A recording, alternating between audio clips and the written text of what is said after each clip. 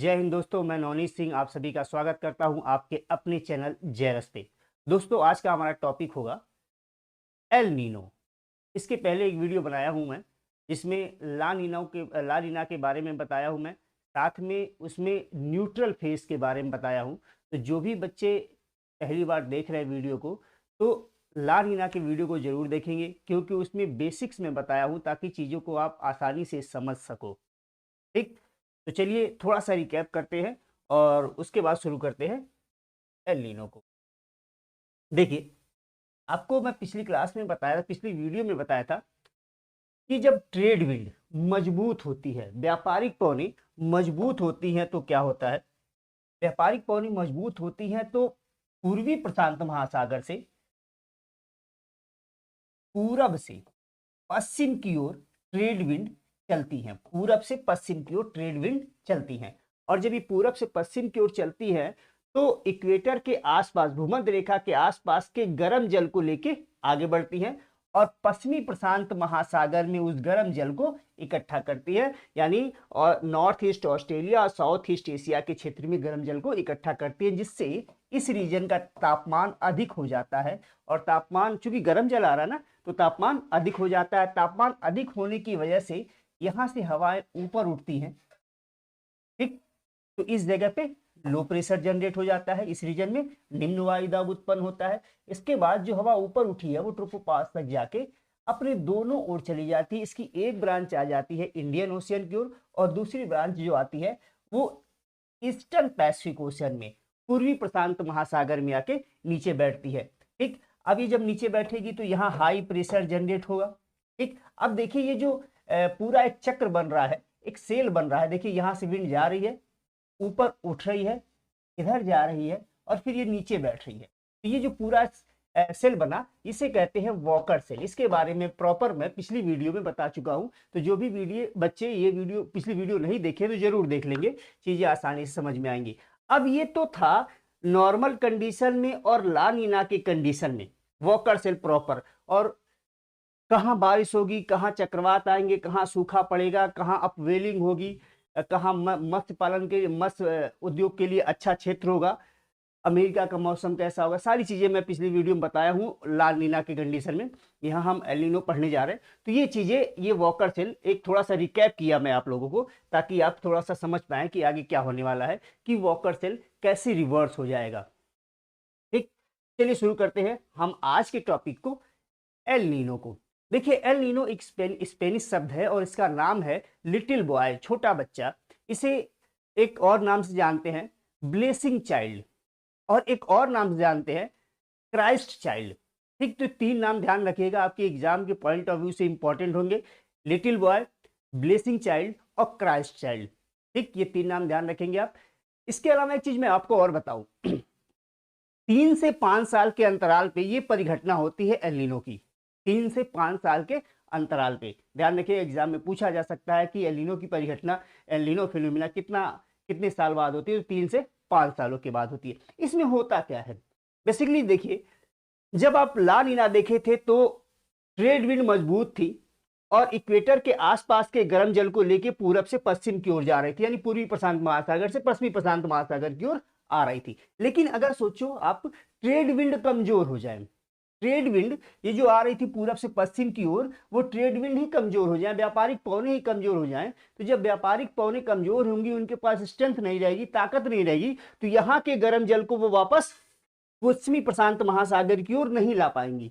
और जब नहीं ला पाएंगी तो एक चीज और आपको ध्यान होगा, मैं बताया था आप लोगों को कि सामान्य दशा में इस रीजन का, यानी पश्चिमी प्रशांत महासागर, नॉर्थ ईस्ट ऑस्ट्रेलिया और साउथ ईस्ट एशिया के समुद्री जल का जो स्तर होता है, स्तर होता है, वो पूर्वी प्रशांत महासागर की तुलना में 50 से 60 सेंटीमीटर अधिक होता है। ठीक, यानी एक स्लोप बन गया पूर्वी प्रशांत महासागर से पश्चिमी प्रशांत महासागर की ओर। ठीक, सॉरी, पश्चिमी प्रशांत महासागर से पूर्वी प्रशांत महासागर की ओर, मैं उल्टा बोल दिया था, पश्चिमी प्रशांत महासागर से पूर्वी प्रशांत महासागर की ओर स्लोप बन गया।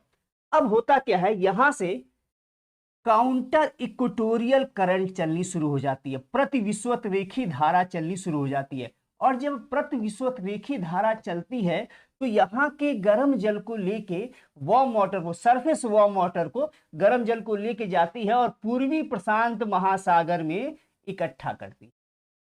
ठीक, अब इस रीजन में गर्म जल आके इकट्ठा हो गया, और जब इस रीजन में गर्म जल आके इकट्ठा हो जाएगा तो कहानी क्या बनेगी, ध्यान रखिएगा। इस रीजन में गर्म जल इकट्ठा हुआ तो यहाँ टेम्परेचर बढ़ जाएगा, टेम्परेचर बढ़ जाएगा तो यहां से हवाएं गर्म होके ऊपर उठेंगी, गर्म होके ऊपर उठेंगी तो इसकी एक ब्रांच तो इधर आ गई और दूसरी ब्रांच इधर गई, गल्फ ऑफ मैक्सिको करीबियन सी यानी अटलांटिक सागर के क्षेत्र में, गल्फ ऑफ मैक्सिको और करीबियन सी के क्षेत्र में आके ये इधर आके नीचे बैठी। ठीक, इधर एक ब्रांच आई और पश्चिमी प्रशांत महासागर में नीचे बैठी। अब एक चीज ध्यान देने की बात है, जब यहां से काउंटर इक्वेटोरियल करंट चल रही थी, प्रतिविश्वत रेखीय धारा चल रही थी, तो यहां से गर्म जल को वापस ले जा रही थी। अब गर्म जल को यहां से लेके यहां चली गई तो यहां का जल कैसा होगा, तो आप ध्यान दीजिएगा, यहां का जल कैसा होगा, कोल्ड होगा, कूल वाटर होगा, ठंडा जल यहां पे होगा। अगर ठंडा जल होगा तो यहां टेम्परेचर कम होगा, अगर यहाँ टेम्परेचर कम हुआ, दूसरी चीज यहां से हवा गर्म होकर ऊपर उठी, इधर आई और नीचे बैठी, तो जब हवा नीचे बैठेगी तो यहाँ प्रेशर क्या होगा, बढ़ जाएगा, यहाँ हाई प्रेशर जनरेट होगा। बात क्लियर।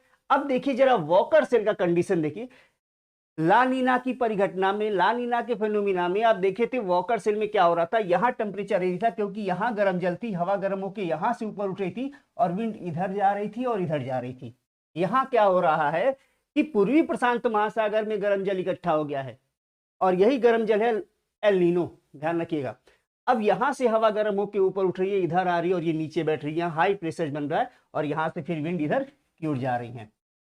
अब ये वॉकर सेल पूरी तरह उलट गया, एल नीनो में वॉकर सेल उलट जाता है ला नीना की तुलना में। बात क्लियर। अब देखिए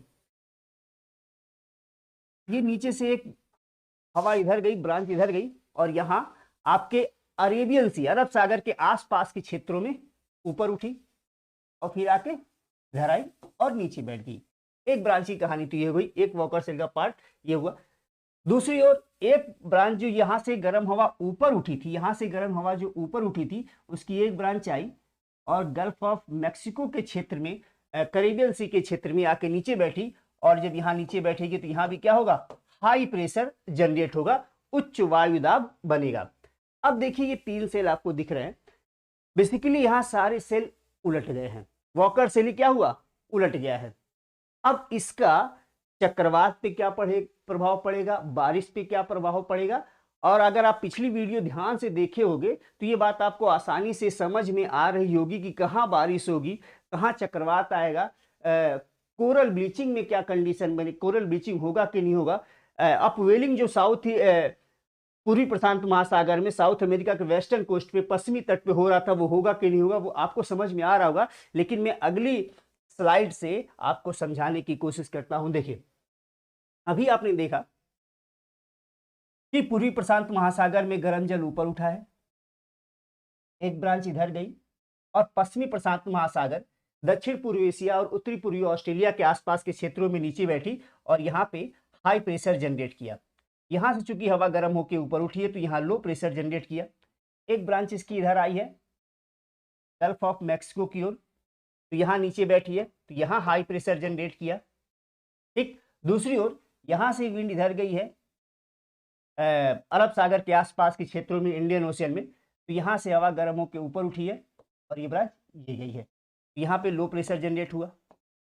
ठीक, अब आप ध्यान दीजिए कहाँ बारिश होनी चाहिए। आपको पिछली वीडियो अगर ध्यान होगा तो मैं बताया था जहां हवा गर्म होकर ऊपर उठेगी कंडेंसेशन होगा, बादल बनेगा, बारिश होगी। ठीक, ड्यू पॉइंट क्या होता है, एडियाबेटिक लैप्स या एडियाबेटिक कूलिंग हीटिंग क्या होती है, ये बाद की वीडियो में हम चर्चा करेंगे। लेकिन इतना ध्यान रखिए कि जब हवा गर्म होकर ऊपर उठती है, अगर उसमें नमी है, मॉइस्चर है, तो कंडेंसेशन होगा, संघनन होगा, संघनन होगा तो बादल बनेंगे, बादल बनेगा तो बारिश होगी। तो सबसे पहले हम रेन की बात करते हैं, वर्षा की बात करते हैं, कहाँ बारिश होगी। तो देखिए सबसे पहली चीज ये है, ध्यान दीजिए, पूर्वी प्रशांत महासागर में, पूर्वी प्रशांत महासागर में हवा गर्म होके ऊपर उठी है। ठीक, हवा गर्म होके ऊपर उठी है तो इसमें मॉइस्चर है, नमी है। तो इक्वाडोर, पेरू और नॉर्थ अमेरिका के साउथ वेस्ट पार्ट में, नॉर्थ अमेरिका के साउथ वेस्ट पार्ट में इक्वाडोर, पेरू यानी दक्षिणी अमेरिका के उत्तरी पश्चिमी भाग में प्रॉपर बारिश होगी। तो क्या होगा? रेन होगा, वर्षा होगी। ठीक, कहां पे? उत्तरी अमेरिका के दक्षिणी पश्चिमी भाग में, और साथ में ही उत्तरी अमेरिका के दक्षिणी पश्चिमी भाग में और दक्षिणी अमेरिका के पश्चिमी भाग में बारिश होगी। ठीक, दूसरी बात अगर बात हम चलते हैं पश्चिमी प्रशांत महासागर में, यानी ऑस्ट्रेलिया के ईस्टर्न पार्ट, नॉर्दर्न पार्ट और साउथ ईस्ट एशिया में क्या होगा? तो यहां देख रहे हो, यहां पे हवा नीचे बैठ रही है। अगर यह हवा नीचे बैठेगी तो कंडेंसेशन नहीं होगा, संघनन नहीं होगा, संघनन नहीं होगा, बारिश की संभावना एकदम कम होगी। यानी यूं समझिए कि यहां रेन नहीं होने की संभावना होगी, यानी इस रीजन में सूखा पड़ेगा। ठीक, यानी साउथ ईस्ट एशिया और पूर्वी ऑस्ट्रेलिया, नॉर्थ ऑस्ट्रेलिया में क्या हो जाएगा? सूखा पड़ जाएगा। ठीक, अगर वहीं हम गल्फ ऑफ मैक्सिको के पास जाएं तो गल्फ ऑफ मैक्सिको में उत्तरी अमेरिका के दक्षिणी पूर्वी भाग में, उत्तरी अमेरिका के दक्षिणी पूर्वी भाग में बारिश नहीं होगी क्योंकि यह हवा नीचे बैठ रही है। दूसरा, दक्षिणी अमेरिका के उत्तरी भाग में, उत्तरी पूर्वी भाग में भी बारिश नहीं होगी क्योंकि यहां पे हवा नीचे बैठ रही है। यानी इस रीजन में बारिश नहीं होगी। कहां कहां नहीं होगी? उत्तरी अमेरिका के दक्षिणी पूर्वी भाग में और दक्षिणी अमेरिका के उत्तरी पूर्वी भाग में बारिश नहीं होगी क्योंकि हवा नीचे बैठ रही है। और यहां भी बाढ़ जैसी यहां भी सूखे जैसी कंडीशन बनेगी। ठीक, ध्यान हो गया। अब आ जाते हैं हम भारत की ओर। भारत में देखिए, आपको याद होगा मैं बताया था मैस्करीन हाई। जब मैस्करीन हाई में हाई प्रेशर होगा तो यहां से हवाएं चलेंगी, कोरियोलिस फोर्स की वजह से मुड़ेंगी, फेरल के नियम को फॉलो करेंगी और इंडिया की ओर मुड़ेंगी। क्यों इंडिया की ओर मुड़ेंगी? अगर मैस्करीन हाई होगा तो यहाँ पे उच्च वायुदाब होगा तो, क्योंकि मानसून के समय हमारे देश में थार डेजर्ट, थार का मरुस्थल और तिब्बतन प्लेट्यू हीट हो जाता है, गर्म हो जाता है, जिसकी वजह से उस रीजन में लो प्रेशर जनरेट होता है। तो मैस्करीन हाई में हाई प्रेशर होना और इंडिया में लो प्रेशर होना हमारे देश में मानसून के अच्छे होने का साइन है।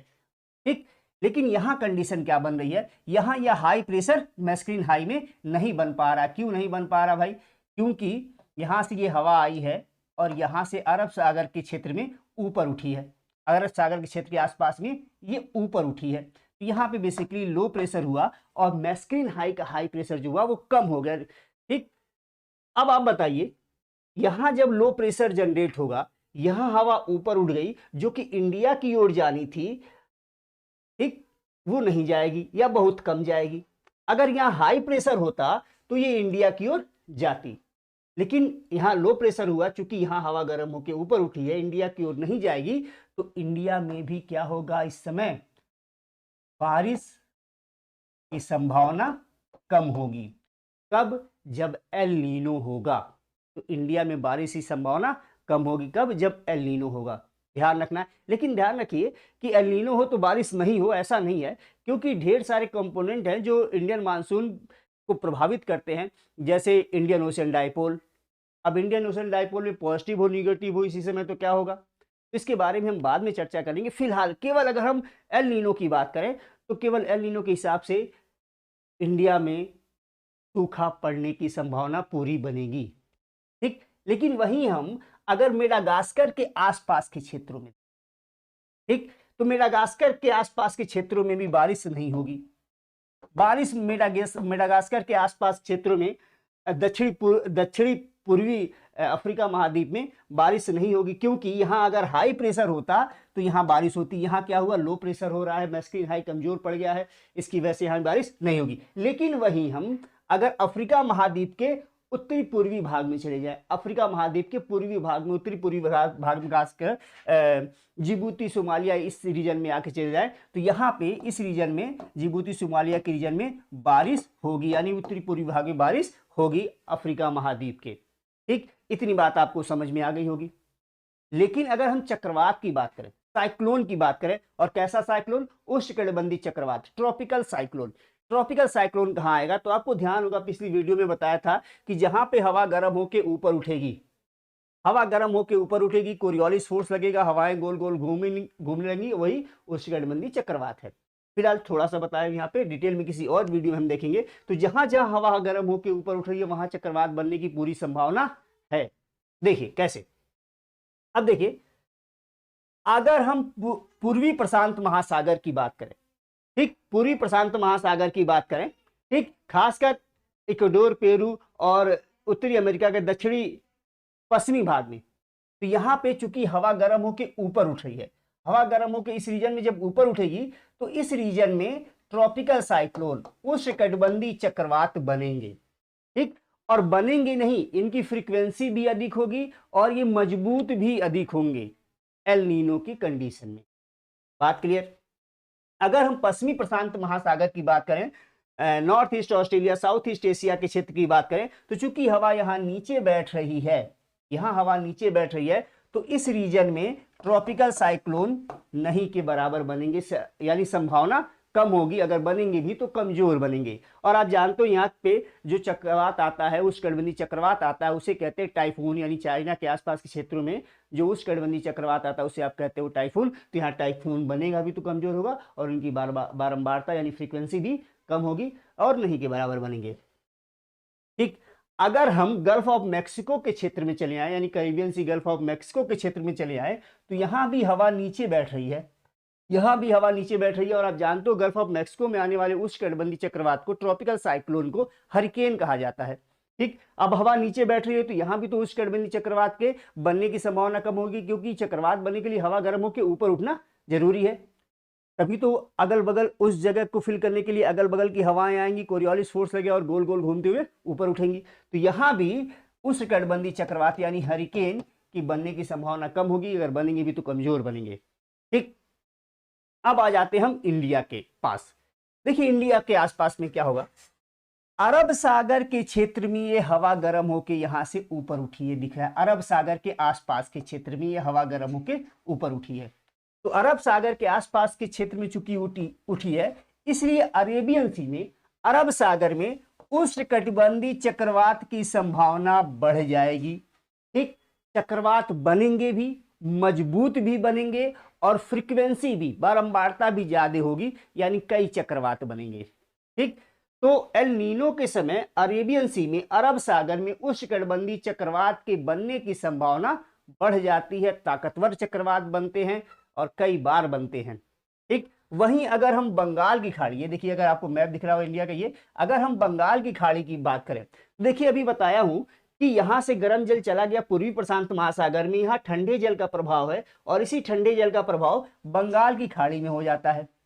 अब बंगाल की खाड़ी में जब ठंडे जल का प्रभाव होगा तो यहां टेम्परेचर कम होगा, और टेम्परेचर कम होगा तो उष्णकटिबंधीय चक्रवात बनने की कंडीशन खराब होगी। यानी बंगाल की खाड़ी की बात करें तो ट्रॉपिकल साइक्लोन, उष्णकटिबंधीय चक्रवात एल नीनो के समय नहीं के कम बनेंगे, उनके पास जो जो चीजें चाहिए उष्णकटिबंधीय चक्रवात बनने के लिए वो चीज नहीं हो पाएंगी, इसलिए अगर बनेंगे तो कमजोर बनेंगे और कम बनेंगे। तो अब देखिए अगर इंडियन ओशन की बात करें तो अरब सागर के आसपास के क्षेत्रों में उष्णकटिबंधीय चक्रवात, ट्रॉपिकल साइक्लोन तो बनेंगे, लेकिन वहीं बंगाल की खाड़ी में कम बनेंगे, क्योंकि दक्षिण पूर्व एशिया और नॉर्थ ईस्ट ऑस्ट्रेलिया का के पास जो ठंडा जल है उसका प्रभाव हमारे बंगाल की खाड़ी की तरफ होगा, जिसकी वजह से चक्रवात कम बनेंगे, उष्णकटिबंधीय चक्रवात कम बनेंगे। ये तो आपको समझ में आ गया कि कहाँ चक्रवात बनेंगे, कहाँ चक्रवात नहीं बनेंगे। अब एक बात और समझने की बात है कि अपवेलिंग कहाँ होगी। देखिए आपको याद होगा कि जब ला नीना का समय था तो यहां से गर्म जल आता था पश्चिमी प्रशांत महासागर में, यहां पे इस रीजन में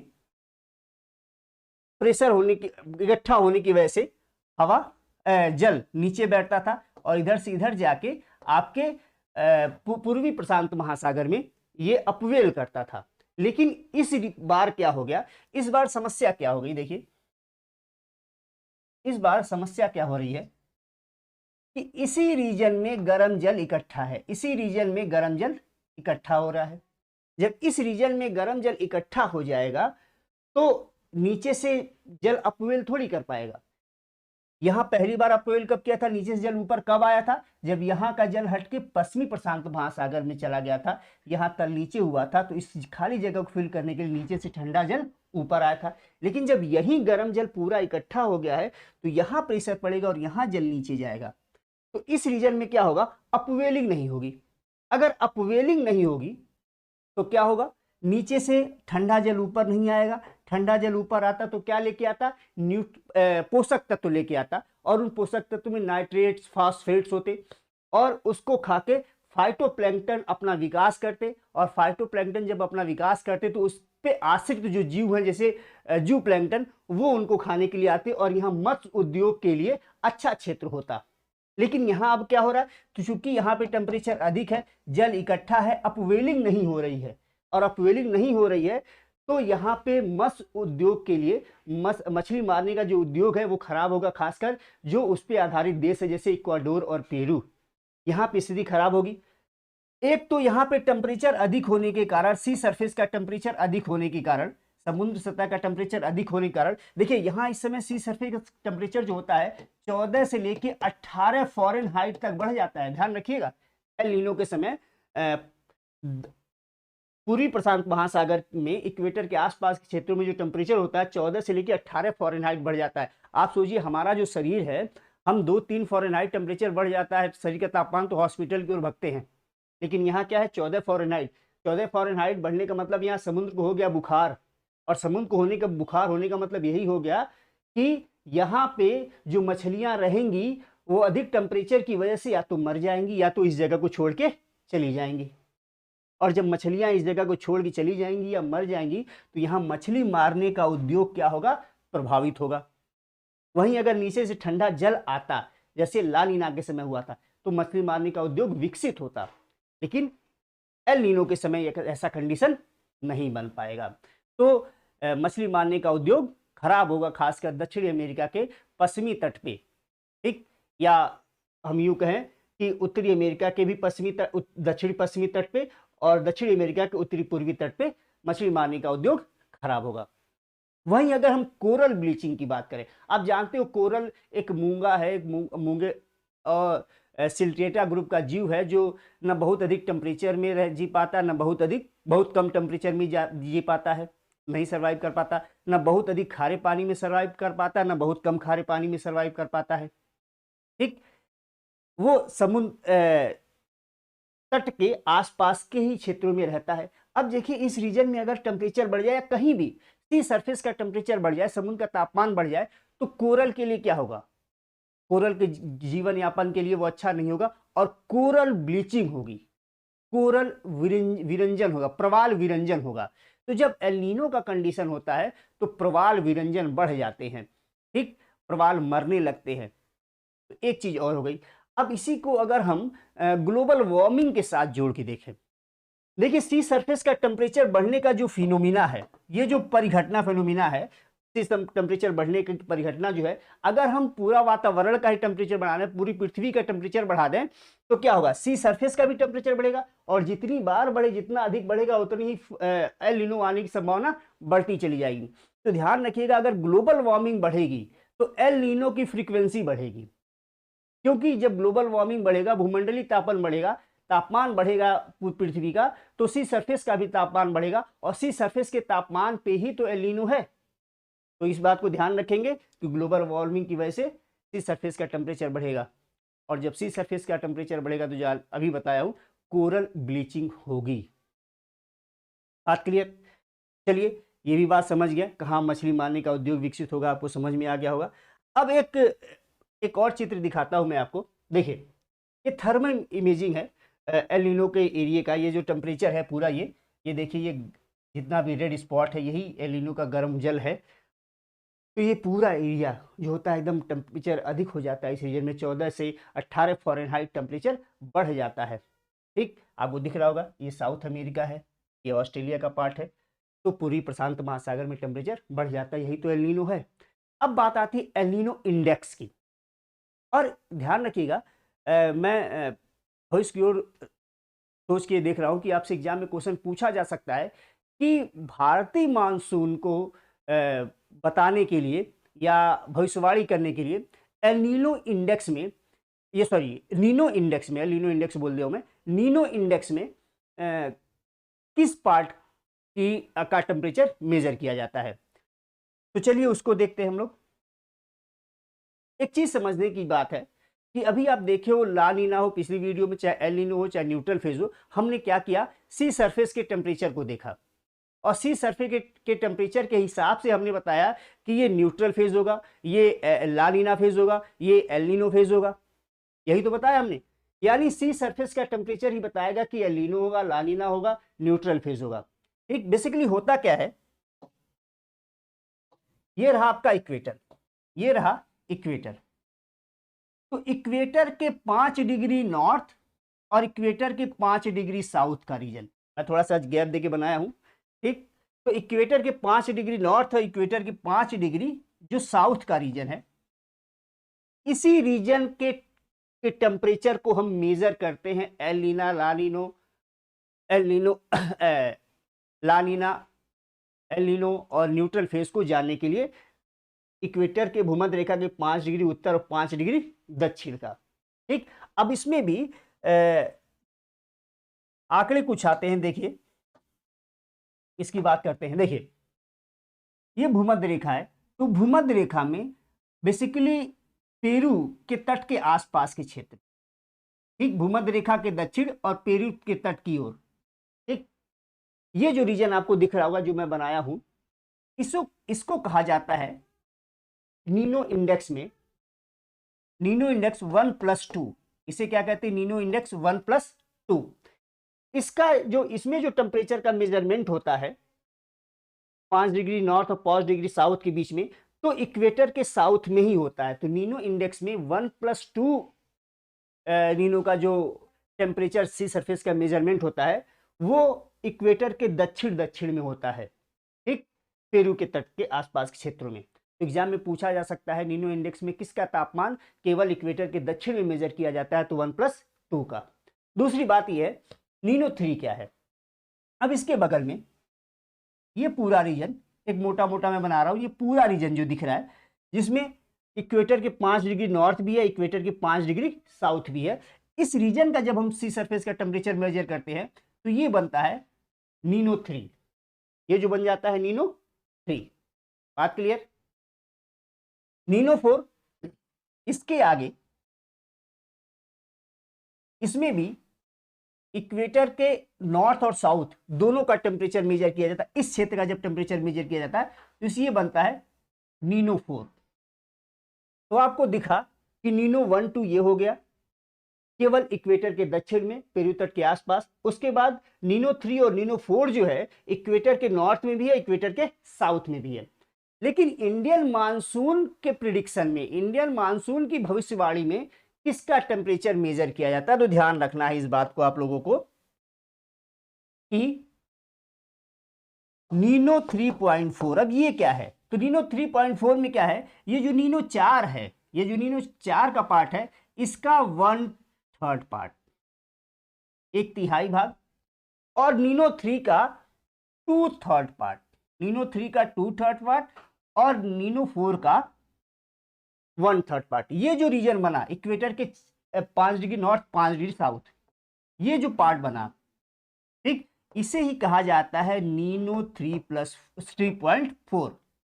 और भारतीय मानसून के प्रिडिक्शन में, भविष्यवाणी में, जब हम सी सरफेस के तापमान की गणना करते हैं तो नीनो 3.4 के आधार पे ही भारतीय मानसून का प्रिडिक्शन किया जाता है, भविष्यवाणी की जाती है। तो ये रहा आपका नीनो इंडेक्स। आपको समझ में आ गया, एग्जाम में पूछा जा सकता है कि भारतीय मानसून की भविष्यवाणी में नीनो इंडेक्स में किस भाग, प्रशांत महासागर के किस भाग का टेम्परेचर मेजरमेंट के आधार पर हम भारतीय मानसून की भविष्यवाणी करते हैं। ठीक, तो ये आपको समझ में आएगा कि नीनो 3.4। अच्छा, एक चीज और मैं बताना शायद भूल गया कि जब एल नीनो की परिघटना होगी तो ध्यान रखिएगा, क्योंकि इस रीजन में गर्म जल इकट्ठा हो रहा था, ठीक, यहां गर्म जल इकट्ठा हो रहा था, तो दक्षिणी अमेरिका के उत्तरी अमेरिका के दक्षिणी पश्चिमी भाग में तापमान अधिक रहेगा, क्योंकि भाई गर्म जल है तो तापमान अधिक होगा। लेकिन अगर यही ठंडा जल होता तो इस रीजन का तापमान क्या हो जाता, कम हो जाता। तो आशा है ये la nino episode, el nino episode आपको समझ में आया होगा। अगर जो बच्चा ला नीना का एपिसोड नहीं देखा है वो जरूर देख लीजिएगा। ला नीना प्रॉपर एक अलग वीडियो है, वो प्रॉपर एक सेशन चला है, वो देख लीजिएगा आप लोग। उसके बाद एल नीनो का सेशन ये है। नीनो मोडोकी और ला नीना मोडोकी के बारे में बात करेंगे, प्रॉपर एक सेपरेट वीडियो होगा जिसमें हम एल नीनो मोडोकी और ला नीना मोडोकी के बारे में बात करेंगे। ठीक, उसके बाद इंडियन ओशन डायपोल की बात करेंगे। ठीक, तो चलिए इसी के साथ आज के सेशन को हम समाप्त करते हैं। अगर कोई क्वेश्चन होगा, डाउट होगा तो कमेंट बॉक्स में कमेंट जरूर कीजिएगा। जय हिंद।